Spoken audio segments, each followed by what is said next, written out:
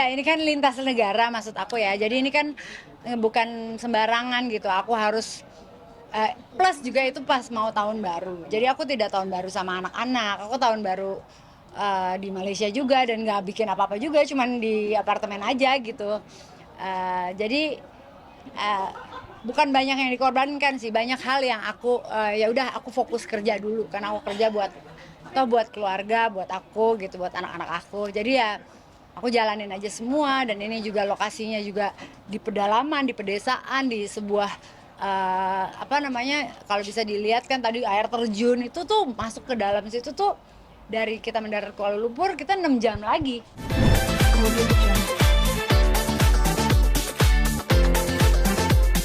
Tapi mungkin juga karena di luar negeri nggak bisa terlalu princess ya kan, kalau misalnya di Indonesia kan ada mungkin privilege tertentu. Hari pertama kedua masih bisa aku ke mall gitu, habis syuting masih bisa ya kan. Ya ini kan udah jauh dari perjalanan kayak ke 5 jam lagi. Nah, ada lagi dari situ ada aku adegan yang aku mandi di air terjun, which itu 1 jam lagi. Itu nggak pakai AI ya, itu asli ya. Asli, aku itu kedinginannya Masya Allah banget ya, kedinginannya udah berhenti. Di dalam air terjun itu aku harus berdialog. Wah, kebayang nggak? Air terjun sekencang itu, Iya. aku harus ngomong sama mennya, dengeran nggak? Kita masih sempetnya sekarang. Soalnya aku kan di sini karakternya agak-agak, sambil lupa ngomongin karakter. Benar. Coba Agak sarkastik dikit gitu, agak sedikit merendahkan, tapi juga aku sebenarnya banyak tahu ya, karena aku anak seorang kiai. Nah itu di Malaysia. Melayu ya. Ya kan? Jadi mereka kalau lagi briefing nih, lagi mau syuting, mereka bahasa Malaysia gitu ya. Oke guys, bisa ulang bahasa Indonesia? Tak bilang kayak gitu. Gak ada subtitle-nya ya soalnya ya. Iya, gitu. Jadi itu lucu. Itu dua. Terus yang ketiga juga ketemu big boss-nya, produsernya juga di situ. Dia itu kan belum kenal aku, jadi belum tahu siapa sih orang-orang ini, bisa acting atau enggak, main apa. Jadi dia tuh deg-degan juga. Dia bilang ke aku pada saat ketemu aku itu, tapi pada saat scene pertama udah adegan tampar-menampar lagi. Waduh, Iya, langsung emosi tuh semua keluar ya kayak. bersama suamiku. Tadi udah ada sedikit cuplikannya. Terakhir di sebelah kiri teman-teman, 3, 2, 1, yeay! Boleh minta tepuk tangannya lagi buat Olah Ramlan dan juga Mbak Koni, silakan kembali ke tempat. Gimana sih kalau pendalaman karakter? Ya kan pada saat ditawarkan series ini, ya Masya Allah aku sih bahagia banget, happy banget ya, akhirnya ini adalah sesuatu yang menantang gitu. Terus kemudian ceritanya juga bagus, dan ternyata yang jujur aja sih di season pertama tuh aku nggak tahu kalau ternyata sebegitu meledak dan seviral itu gitu. Jadi ngelihat ceritanya di season 2 tuh udah bagus. Jadi aku nggak tahu tuh season pertama, tapi ternyata sudah seheboh itu. Nah, dipilihnya aku, ya aku sangat appreciate banget ya, bersama tim View Malaysia juga Pak produser yang udah milih aku, karena kan di sini posisinya apa ya, karakternya nih kuat banget si Raras ini gitu loh. Dan kenapa?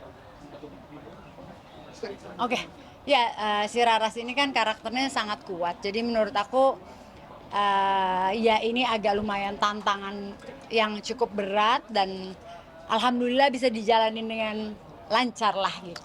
Apalagi lokasinya kan lintas negara gitu. Hah? Apa? Mau bertanya, mohon maaf. Ayo lagi jelasin. Oh, oke.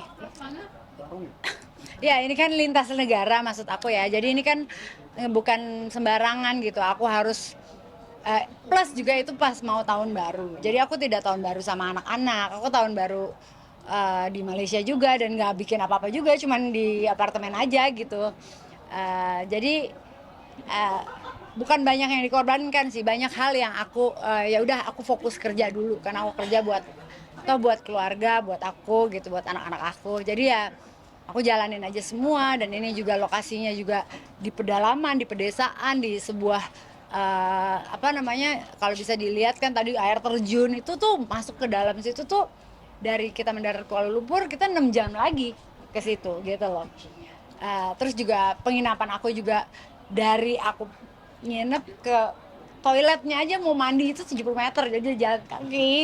Jadi benar-benar pas udah nangis aku pertama, aduh ya Allah nyari dia tahu begini amat gitu. Tapi maksudnya aku takut karena kan aku takut takut iya kan karena gubuknya kan kecil-kecil gitu ya, banyak nyamuk, ada apa takutnya ada ular sih lebih tepatnya itu. Tapi ya so far alhamdulillah aku nikmatin aja. Timnya juga baik-baik, jadi ya bisa dilewatin dengan sempurna karena kan harus fokus juga gitu dan dialog panjang-panjang ya. Sorry? Ya Masya Allah aja sih, Bismillah, semoga ya kan, tapi tetap go internasional tapi tetap bahasa Indonesia ya. Lucu sih buat aku, pengalaman adalah skenario yang dikasih kan itu bahasa Malaysia semua, jadi aku harus translate mana dialog segini nih kalimatnya, terus aku translate bahasa Indonesia baru udah inget lagi gitu. Jadi lumayan double pekerjaannya, tapi ya so far so good. Kalau dari apa yang tadi diceritakan, mungkin menjadi titik balik dari seorang Kaola, Maksudnya dilirik dari negara lain gitu dengan aktingnya Kaola menjadi titik balik seorang Kaola atau gimana? itu sih kayaknya orang yang berpendapat ya, aku nggak bisa berpendapat soal itu. Jadi kayaknya itu orang yang dialah berpendapat. Aku kan di sini hanya sebagai pekerja seni, entertainer gitu ya kan. Kita acting, disuruh acting begini misalnya aku di sebuah misalnya saya lagi nyanyi live performance ya saya live performance, bintang tamu di TV ya saya begini. Jadi ya disesuaikan di mana tempat saya bekerja gitu. Jadi nggak ada yang dilebih-lebihkan, nggak ada yang dikurang-kurangkan ya, tapi kan namanya manusia pasti ada aja pro dan kontra gitu. Mami dari effort yang Mami isu nikah batin dan penyimpangan di series ini kan sensitif banget ya. Kakak gak takut dapat protes dari netizen karena terlibat di cerita se-ekstrim ini? Permasalahannya saya bilang dia itu nikah batin, aku ketawain dong. Betul.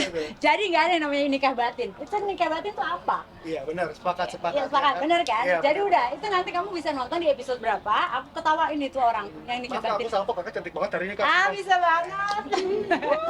Kak, pertanyaan kedua. Kalau Laras Kartika harus milih tetap jadi queen di sekte tapi jiwanya tersiksa, atau kabur tapi kehilangan segalanya, Kaola bakal pilih yang mana? Kamu lihat endingnya dong. Mending bikin penasaran. Iya dong, nggak seru kalau ngeliat. Justru endingnya. Nggak boleh spoiler Itu ya? pecahnya tuh di endingnya. Oke. Oke, apalagi? Itu aja. Mungkin ya. Kasih kesempatan dulu. Kalau misalnya masalah bonding nih Kaola sama Cass di lokasi selama proses syuting di Malaysia itu gimana sih Kak? Apa membantu Kak atau seperti apa? Jadi gini, Masya Allahnya itu semua cast-cast dari Malaysia itu kan memang udah cukup ternama semua ya. Mereka sudah profesional semua dengan pekerjaannya masing-masing. Cuman yang di sini yang membuat gugup adalah skenario tuh ada di hari yang sama gitu. Skrip-skrip yang dikasih ke aku gitu. Sementara mungkin dari pihak produser atau penulis sendiri itu di saat aku hadir di Malaysia, dia ngeliat nih aku, si Ola nih bisa dibikin, nah dia langsung berimajinasi dan apa segala macam gitu, sehingga skenario itu dibuat ya ini Ola bisa nih begini gitu. Makanya aku diubek-ubek lah di situ, ibaratnya itu sebuah tantangan menurut aku.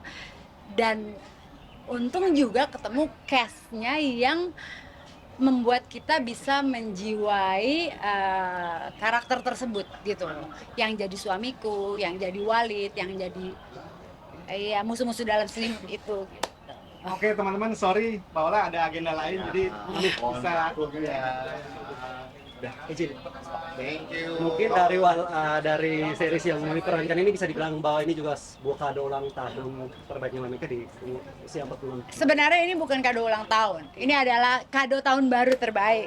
Walaupun di sini Tristannya tidak ada di Malaysia, dia lagi di Spanyol, jadi aku sedih di situ. Mungkin kemarin di ulang tahun ke-46 ini kemarin dapat hadiah. Aduh, udah cukup ya, makasih ya.